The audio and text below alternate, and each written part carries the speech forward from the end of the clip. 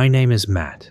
2 years ago, I worked the night shift at a small 24-hour gas station of a rural highway.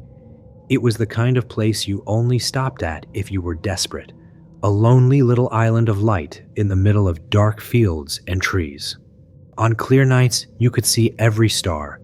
On foggy nights, it felt like the whole world ended at the edge of the parking lot. From 10 p.m. to 6 a.m., it was my kingdom. Most nights were boring in the best way. I'd wipe down the counter, stock cigarettes and coffee, watch a few drunks wobble in on their way home from the bar. Every now and then, a trucker would roll through, fuel up, grab some snacks, and vanish back into the dark. That October, the fog had been bad all week, the kind that hangs low and heavy, like it's sitting on the ground instead of floating in the air. By the time my shift started that night, you could barely see the end of the lot. I remember thinking, great, another 6 hours in a quiet little island of light, floating in nothing. It wasn't a big station, but it wasn't tiny either. 4 pumps sat under a low concrete canopy, a glass-fronted convenience store behind them, and a cramped little back office where the security monitors lived. It had 3 aisles of snacks and drinks, coolers lining the walls, and a narrow hallway at the back for the bathrooms and storage. On a clear day, you could see the whole place in one glance and know if anyone was around. It was really just a cramped room with a desk, a cheap radio, and 4 old CRT monitors stacked in a 2x2 grid. It had 4 cameras, one watching the pumps out front, one looking straight down the middle aisle of the store, and one covering that narrow hallway in the back. No blind spots. At least that's what my boss liked to say. Most nights, I sat there half awake, sipping coffee, and watching grainy black and white footage of absolutely nothing. Sometimes a moth would drift across the lens and scare me more than any actual customer.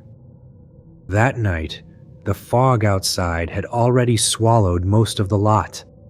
Even on the pump camera, the world beyond the concrete just looked like a blank gray wall.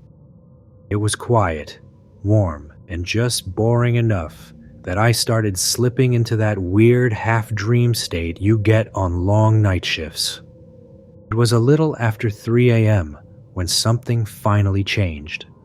I know because I had just checked the clock and was wondering how I was going to stay awake for a few more hours.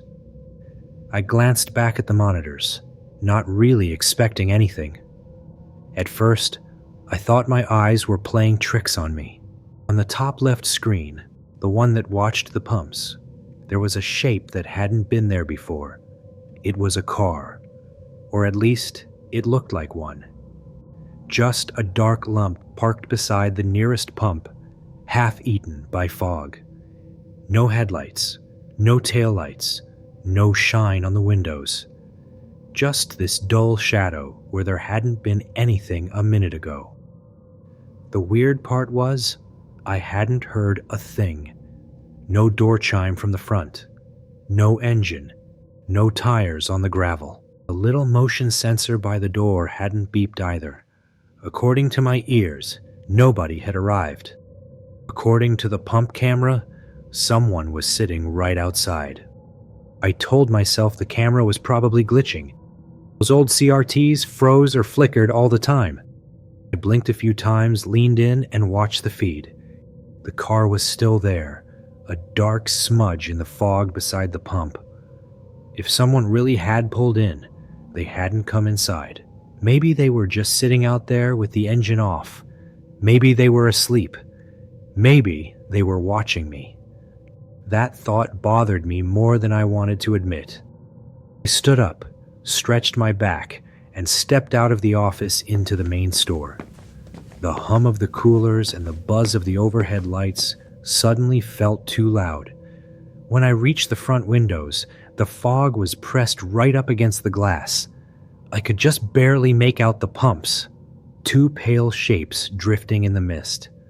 But there was no car, no break in the fog. No outline of a roof or doors.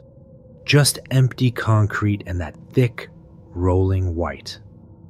I stood there for a long moment, staring into nothing, trying to convince myself I had imagined the whole thing.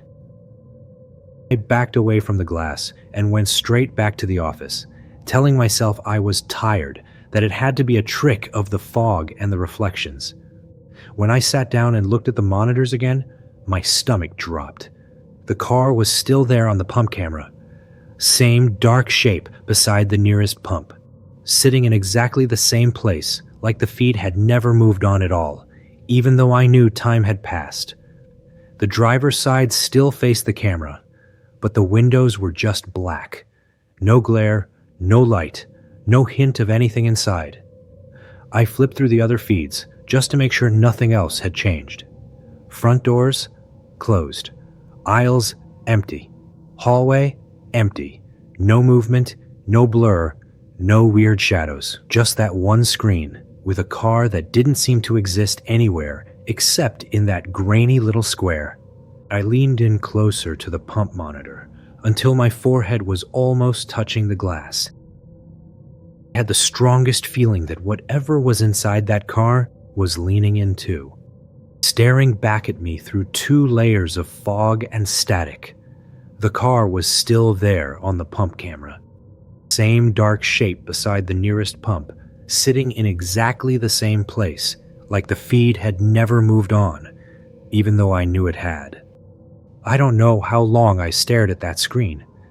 Long enough for my eyes to start burning, and the rest of the room to feel like it was fading out around me. Then, something on the pump feed changed. The driver's side door was open. Not all the way, just a dark wedge of space where there hadn't been one before. I hadn't seen it move. 1 second the car was sealed up, the next there was this thin black mouth hanging open toward the camera. Inside it was nothing but static-colored darkness. At that exact moment, the front door chime went off. That little cheerful ding echoed through the store like it always did when someone walked in. I actually flinched. My eyes jumped to the monitor that watched the entrance. The glass doors were shut. The store was empty. No one was there. I flicked my gaze between the 2 screens, open car door on one, closed front doors on the other, and felt this cold, crawling feeling work its way up my spine. According to the chime, somebody had just come inside. According to the cameras, the only open door in the world was the one on that car that wasn't supposed to be there. I went back to the office telling myself I was being stupid. If there really was a car out there, I'd see it plain as day on the screen. If there wasn't, I needed more sleep, not more fog. When I sat down, the pump camera still showed the car. Same dark lump beside the nearest pump, same thick fog around it. It hadn't moved an inch. I glanced at the other monitors out of habit. Front doors, empty. Store aisle, empty. Hallway, I froze. At the very end of that narrow hallway, right where the bathrooms were, there was a shape. Not a person exactly, just a tall, dark outline standing dead center in the frame, like it was pressed against the far wall, facing the camera. I leaned closer, squinting at the screen. No face, no details, just the suggestion of shoulders and a head. It could have been a coat on a hook, a shadow, a trick of the light. Was that someone had walked straight past the front doors without triggering the chime, never appeared on the aisle camera, and was now just standing there, watching. I grabbed the small flashlight we kept under the desk and told myself I was only going to prove the camera was glitching. Then I stepped out of the office and into that hallway. The hallway felt smaller in person than it did on the monitor. The farther I walked from the front of the store, the quieter everything got.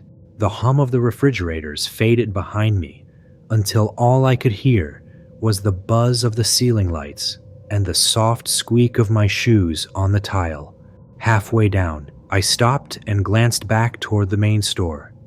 From here, the front windows were just a pale rectangle of green light. I felt stupid, standing there with a flashlight like a kid caught somewhere he wasn't supposed to be, but I kept going. There was nothing there, just the 2 bathroom doors, the storage room, and a patch of blank wall. No coat hooks, no boxes stacked up, nothing that could have made that shape. Check the men's room first. The light flickered on, harsh and yellow. The air inside was damp and warmer than it should have been, like someone had just taken a long shower. There were droplets on the mirror and a thin trail of water leading from the sink to the drain, but no one inside. "Hello?" I said, even though I already knew no one was going to answer. The words sounded too loud in that little tiled room. I backed out, flipped the light off, and told myself someone must have come in earlier when I wasn't paying attention. It was the only explanation that didn't make my skin crawl. By the time I got back to the hallway camera, I was already rehearsing how I'd tell my boss the system needed an upgrade. Maybe the image had burned in. Maybe the signal had glitched. There had to be some reason that didn't involve strangers materializing out of nowhere. When I stepped into the main store again, the sound hit me all at once. The coolers humming, the lights buzzing, the faint rattle of the air conditioner. It felt almost normal for half a second. Then the front door chime rang. Just once. A single bright ding, like someone had opened the door and let it shut again. I turned toward the windows on instinct. The fog was still pressed against the glass, thicker than before. I couldn't see the pumps anymore, just a wall of shifting white. There was no one inside with me. I moved toward the front, every step loud on the wet floor. For a moment, I thought I saw movement in the fog, a darker blur sliding past the glass. I stopped dead, heart hammering, trying to pick out shapes in that pulsing gray. That's when I remembered the cameras. I backed away from the windows and almost jogged to the office, eyes fixed on the glow of the monitors. The pump camera still showed the car, closer now, like it had crept a few feet forward when I wasn't looking. The hallway was empty. The aisle was empty. On the monitor that watched the front doors, something was wrong. At first, I thought the glass looked darker than it should. Then my eyes adjusted, and I realized there was a figure standing just outside, pressed up against the other side of the door. Too close for me to see its face, too dark to make out anything but a tall outline, and the faint suggestion of hands on the glass. In the office, I was alone. On the screen, something was waiting right in front of the store. For a few seconds, I couldn't move. I just stared at that front door feed, at the tall shape pressed up against the glass. Then the door chime rang again. Just once, a single bright ding, like someone had opened the door and let it shut again. I snapped my head toward the office doorway, like I expected to see someone already standing there. The hallway was empty. The only light came from the store out front, glowing sickly green. I stepped out of the office, my heart pounding harder than it should have. From here, I couldn't see the monitors anymore, just the aisles and the big front windows. The fog was still there, pressed right up against the glass like wet cotton. And there, between the shelves, was a woman. She looked completely normal, early 30s maybe, road-tired with a hooded jacket still damp from the fog. She was standing in front of the coolers, studying the drinks like this was any other late-night stop on any other highway. "Did you just come in?" I asked, and my voice sounded a little too tight in my own ears. She glanced over at me, startled, like she hadn't noticed me at all. "Yeah, sorry, door stuck a little." She gave a small, nervous smile and went back to scanning the shelves. I watched her walk up and down the aisle, grabbing a bottle of soda, a candy bar, a little bag of chips. Normal things, totally ordinary. Every time I looked past her toward the windows, all I could see was that solid wall of fog. No car headlights, no shapes at the pumps, nothing. When she finally came to the counter, she set her things down and dug around in her purse for cash. Her hands were shaking just a little. "Fog's pretty bad out there," I said, trying to sound casual. She laughed once, without much humor. "Yeah, feels like it's following me." I rang her up, handed back her change, and watched her walk toward the door. The chime gave another bright little ding as she disappeared into the white outside. For a moment, the store was silent again. Just me, the humming coolers, and the fog pressing against the glass. That was when I remembered the car and the figure on the monitor. I didn't follow her to the door. I just listened to the chime and watched the fog swallow her whole. For a moment, the store felt hollow, like all the air had gone thin. The coolers hummed, the lights buzzed, and the fog pressed against the glass like it wanted in. That was when I remembered the car and the figure on the monitor. I went straight back to the office, trying not to look at my reflection in the dark windows. The glow of the screens felt too bright when I stepped inside. The pump camera was the first thing I checked. The car was gone. No dark lump beside the nearest pump. No outline in the fog. Just empty concrete and a thick, shifting wall of white. If there had been an engine starting or tires on gravel, I hadn't heard any of it. The hallway feed was empty.